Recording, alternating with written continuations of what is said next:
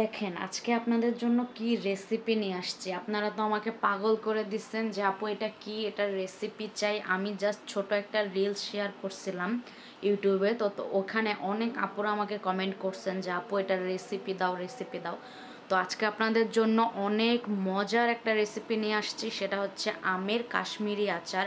এই আচারটা এত মজা কি বলবো। তো চলেন রেসিপিতে চলে যাই, কথা বেশি না বলে। কাশ্মীরি আচার বানানোর জন্য আমাদের প্রথমে লাগবে হচ্ছে কাঁচা আম, যেটা আটিটা একটু শক্ত হয়ে যাবে, এই টাইপের কাঁচা আমটা নিতে হবে।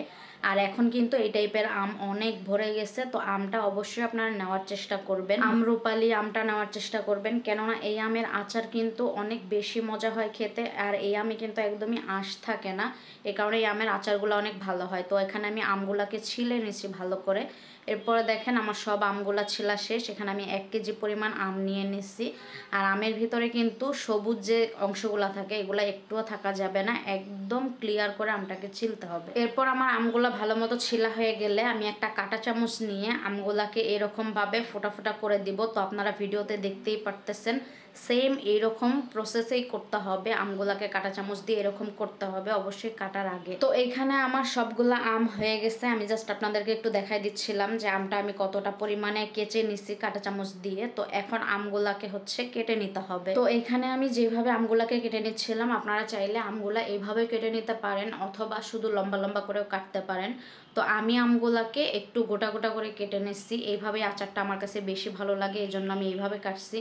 আপনারা চাইলে লম্বাও রাখতে পারেন, আপনাদের ইচ্ছা এটা। তো যাই হোক, আমগুলা আমি সবগুলা এইভাবেই কেটে নেব। সব আমগুলাকে আমি কেটে নিচ্ছি। তারপর আমগুলা কাটার পরে আমি নর্মাল পানি দিয়ে 2 থেকে 3 বার ধুয়ে নিয়ে আসছি। এখন হচ্ছে আমাদের লাগবে চুন। একটা বড় গামলা নিয়ে নিছি, তাতে 1 গামলা পানির মধ্যে আমি এখন পরিমাণ মতো চুন ঢেলে দিচ্ছি। এখন অনেকেই বলবেন আপু চুন কোথায় পাবো? পানের দোকানে অথবা হার্ডওয়্যারের দোকানে কিন্তু আপনারা এরকম প্যাকেট চুনগুলা পেয়ে যাবেন। আর এই 1 প্যাকেট চুনের দাম নিচ্ছে মাত্র 20 টাকা, এটা কিন্তু আধা কেজির প্যাকেট ছিল। তো যাই হোক, এখন আমি চুনগুলাকে দিয়ে চুনগুলাকে পানির সাথে খুব ভালো মতো করে মিক্স করে নিচ্ছিলাম। এখন আমরা চুনটা ভালো মতো মিক্স করার পরে এখানে দিয়ে দিব হচ্ছে আমগুলা, যে আমগুলো আমরা ধুয়ে রাখলাম সে আমগুলো এখন দিয়ে ভালো মতো করে চুনের সাথে মিক্স করার পরে এটাকে 2 থেকে 3 ঘন্টা ভিজায় রাখতে হবে চুনের মধ্যে। এই তো আমগুলাকে ভিজায় রাখছিলাম আমি 3 ঘন্টা। 3 ঘন্টা পরে এখন আমি আমগুলাকে চুন থেকে উঠায় খুব ভালো মতো করে ধুয়ে নিব নর্মাল পানি দিয়ে। অবশ্যই অনেক ভালো মতো করে ধুতে হবে যেন আমের ভিতরে কোনো প্রকার চুন না থাকে, অনেকবার ধুয়ে নিতে হবে। আমগুলো আমার ধোয়া কমপ্লিট, আমি খুব ভালো মতো করে আমগুলাকে ধুয়ে নিচ্ছি। এখন আমগুলাকে এক জায়গায় রেখে দিব, তারপরে আমরা চুলায় বসাই দিব হচ্ছে প্যান, ফ্রাই প্যান বসাই দিছি। আর এখানে আমি আপনাদেরকে দেখাই দিচ্ছিলাম আমাদের লাগবে হচ্ছে শুকনা মরিচ, যেটাকে আমি একদম ছোট ছোট করে কুচি করে নিছি। আর লাগবে হচ্ছে আদা কুচি, বেশ অনেকটা পরিমাণে। তো যাই হোক, এগুলা কুচি করে নেওয়ার পরে এখন আমরা চলে যাব রান্নায়। তারপর আমি চুলায় ফ্রাই প্যানটা বসাই দিলাম। এখানে আমি 1 কেজি পরিমাণে চিনি ঢেলে দিলাম। চিনিটার মধ্যে পরিমাণ মতো পানি দিয়ে এখন এটাকে শিরা তৈরি করে নিতে হবে। চিনি শিরাটা একদম রেডি হয়ে গেছে, আমি কিছুক্ষণ জাল করে ভালো মতো করে ফুটাই নিছি। তো এখন দিয়ে দিব হচ্ছে আদা কুচিগুলা। আদা কুচিগুলা দেওয়ার পরে বেশ অনেকক্ষণ শিরাটার সাথে আদা কুচিগুলাকে জাল করে নিতে হবে। তো আমি প্রায় 5-6 মিনিটের মতো শিরাটাকে ফুটাই নিচ্ছি। তো এখন দিয়ে দিলাম এখানে 1 চামচ পরিমাণের লবণ। লবণটা যে যার টেস্ট অনুযায়ী অবশ্যই ইউজ করবেন। তারপরে এখানে চলে যাবে আধা কাপ পরিমাণে সাদা ভিনেগার। তারপরে এটাকে ভালো মতো করে একটু নেড়ে মিক্স করে নিব। তারপরে এখানে দিয়ে দিব আমরা আমগুলা, যে আমগুলা ধুয়ে রাখলাম। এখন এই আমগুলাকে আমরা এখানে দিয়ে দিব, দিয়ে ভালো মতো করে নেড়ে চেড়ে দিতে হবে। চুলার আঁচ কিন্তু একদম ফুল থাকবে। তো এখন আমটাকে আমরা সিদ্ধ হওয়া পর্যন্ত অপেক্ষা করব আর এটাকে রান্না করতে হবে। তো এখানে আমার আমটা প্রায় হাফ সিদ্ধ হয়ে আসছে। এ পর্যায়ে কিন্তু এইভাবে আমটাকে উপর থেকে চাপ দিয়ে দিয়ে আর কি তলে দিয়ে দিতে হবে, যাতে করে আমটা খুব ভালো মতো করে সিদ্ধ হয়ে যায়। আর খুব আলতো হাতে নাড়তে হবে যাতে করে ভেঙে না যায়। তো আমি এইভাবে করে দিচ্ছিলাম। আর এই আমের আচারের রেসিপিটা তৈরি করতে আমার টোটাল সময় লাগছে 30 থেকে 35 মিনিটের মতো। এর ভিতরে আমার আমটা ভালো মতো করে হয়ে গেছে। তো অবশ্যই আপনারা এই পুরো সময়টা ধৈর্য ধরে রান্নাটা করবেন। আর মাঝে মাঝে কিন্তু এইভাবে আমগুলাকে একটু চামচ দিয়ে হালকা হালকা চেপে চেপে উপরের দিকে দিয়ে দিতে হবে। তো এখানে আমার আমটা একদম সিদ্ধ হয়ে গেছে। এখন আমি আপনাদেরকে একটু দেখাই দিচ্ছিলাম ক্যামেরার সামনে এনে, একদম আমের কালারটা কিন্তু একদম স্বচ্ছ হয়ে গেছে, আমটা প্রপারলি সিদ্ধ হয়ে গেছে। আর এই কাশ্মীরি আচারে কিন্তু ঝোলটা অবশ্যই আপনারা একটু পাতলা রাখার চেষ্টা করবেন, তাহলে কিন্তু এই আচারটা বেশি মজা লাগে খেতে।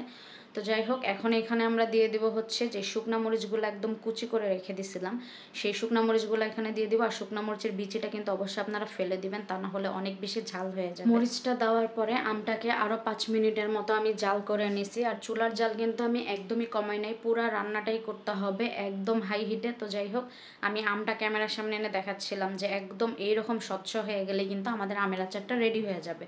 তো এখানে আমের আচারটা রেডি হয়ে গেছে, এখন এই আচারটাকে নামাই নিব।